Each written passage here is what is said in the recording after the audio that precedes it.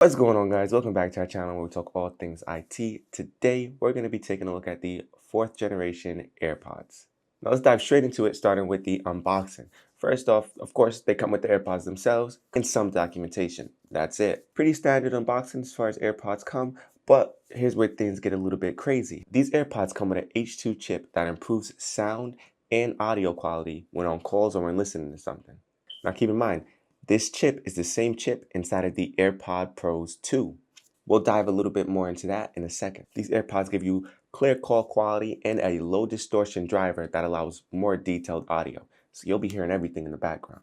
They also have a feature called adaptive EQ, which tunes audio to your ears automatically. It can come with noise cancellation and transparency mode if you choose that option, which we'll also dive into in a second. Conversation awareness that senses when you speak and automatically lowers the volume and brings it back to its normal volume after you finish the conversation. Another neat feature. These AirPods are redesigned for comfort and better stability in the air so that way they don't fall out at every movement. Comes with a fourth sensor, just like the previous versions. It's not a tap sensor like the Pros. That is another difference between the Pros and these fourth generations. Comes dust, sweat, and water resistant.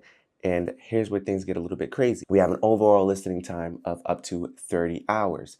We have up to 5 hours of listening time on a single charge. We have up to 4 hours of listening time on a single charge with noise cancellation enabled. So you lose about an hour when you have noise cancellation enabled. And just like all the other versions, it comes with an instant connect feature. Basically, when you open it next to an Apple device, you should get a prompt on that device asking if you want to connect them.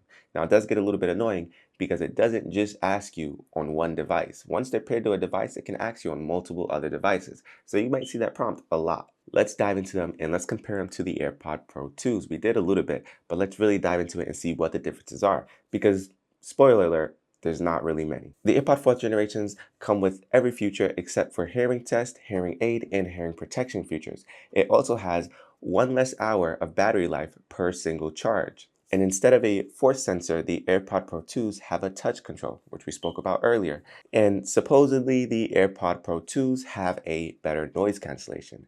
And I'll dive into that a little deeper after we go over this.